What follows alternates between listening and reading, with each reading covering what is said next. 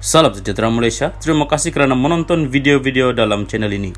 Sebelum kita mula, jangan lupa untuk tekan tombol subscribe, share, like dan komen.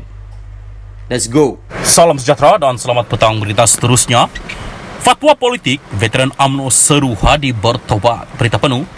Kenyataan Presiden PAS Abdul Hadi Awang bahawa pemberian hadiah kepada pengundi merupakan sedekah disifatkan setiausaha veteran UMNO Mustafa Yaakob sebagai sesuatu yang tidak menghairankan. Kata Mustafa, ini kerana Abdul Hadi banyak mengeluarkan fatwa politik dengan menggunakan Islam demi mencapai matlamat PAS. Fatwanya yang mengkafirkan orang UMNO adalah yang paling lama sehingga menimbulkan perpecahan dalam masyarakat, keluarga dan rumah tangga. Semua masih ingat peristiwa solat dua imam, kawin berimam orang UMNO tidak sah, sembelihan orang UMNO haram. Anak dan ibu bapa serta adik-beradik putus hubungan kekeluargaan dan berbagai musibah berlaku akibat fatwa Hadi itu. Jadinya, veteran tidak pelik atau terkejut dengan pandangan terbaru Hadi tentang rasuah, pemberian dan sedekah katanya dalam kenyataan. Kemarin, Abdul Hadi dilapor berkata pemberian wang tunai sewaktu kempen pilihan raya tidak menyalahi peraturan berikutan, ia hanyalah sedekah kepada pengundi oleh orang awam.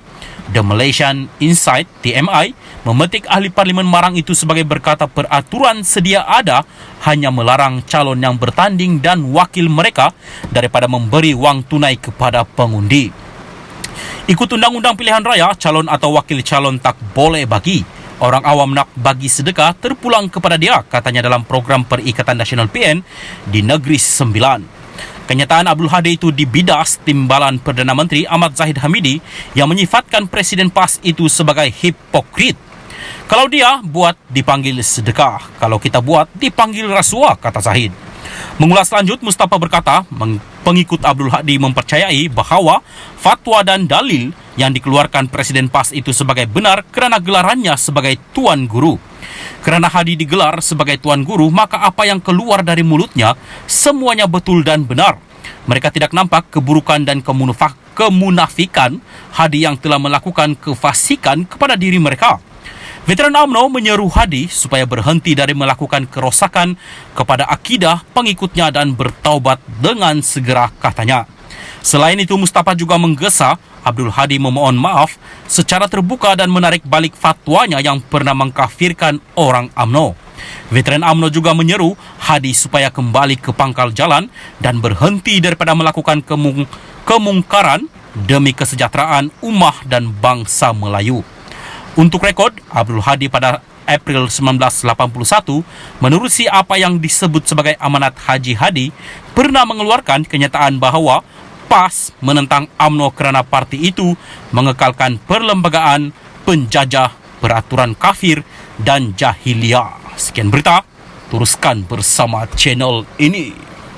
Salam sejahtera dan selamat pagi kepada semua pendengar berita panas hari ini dipetik dari BH Online bertajuk Kondo, kereta Audi dan Bentley bekas peguam 1MDB diserah kepada kerajaan bank. Berita penuh. Sebuah kondominium di Mont Kiara, kereta Volkswagen New Bentley dan Audi serta wang tunai RM22.600 milik bekas peguam Syarikat Pelaburan Strategik Negara Wan Malaysia Development Berhad yang diburu pihak berkuasa Jasmine Lo Aiswan diserahkan kepada bank dan kerajaan Malaysia. Aiswan dikatakan salah seorang sekutu rapat ahli perniagaan dalam buruan Lotek Jo atau Jolo yang turut terbabit dalam skandal kewangan 1MDB dan disenaraikan sebagai orang yang dikehendaki selepas melarikan diri dan tidak diketahui lokasi keberadaan hingga kini. Dalam prosiding di Mahkamah Tinggi hari ini, Hakim Datuk Azhar Abdul Hamid memerintahkan hartana itu dilucut hak kepada OCBC Bank (M) Berhad selaku pihak ketiga berkepentingan terhadap harta terbabit, manakala 2 kenderaan serta wang tunai kepada kerajaan. Hakim membuat perintah berkenaan selepas membenarkan permohonan kerajaan diwakili timbalan pendakwa raya Nur Zalizan Lazarus dan peguam Lim Jun Yik bagi pihak OCBC pihak ketiga. Selepas meneliti affidavit dan hujahan kedua-dua pihak, saya memutuskan permohonan pihak ketiga untuk mendapatkan harta tak alih kondominium milik responden Aiswan yang disita pada 15 Februari 2021 dengan ini dibenarkan. Permohonan pendakwaan melucut hak 3 lagi harta, yaitu sebuah kenderaan Audi dan Volkswagen New Bentley yang disita pada 27 Januari 2021 serta uang berjumlah Rm22.600 dalam akaun semasa Maybank Islamic Berhad milik responden juga dibenarkan, katanya. Permohonan bagi pelucut hak harta itu difailkan kerajaan pada November 2021 mengikut Seksyen 56 Akta Pencegahan Pengubahan Wang Haram, Pencegahan Pembiayaan Keganasan dan Hasil daripada Aktiviti Haram 2001. Sesulan itu, permohonan dibuat mengikut Seksyen 61(2) pada Julai tahun lalu untuk mewartakan notis bagi memanggil pihak ketiga yang berkepentingan hadir di mahkamah dan menuntut harta berkenaan.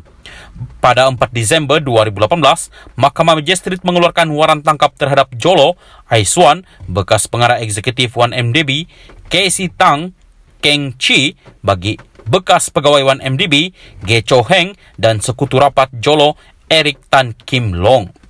Waran tangkap itu dikeluarkan selepas mereka gagal hadir di mahkamah bagi menghadapi 7 pertuduhan pengubahan wang haram berkaitan 1MDB.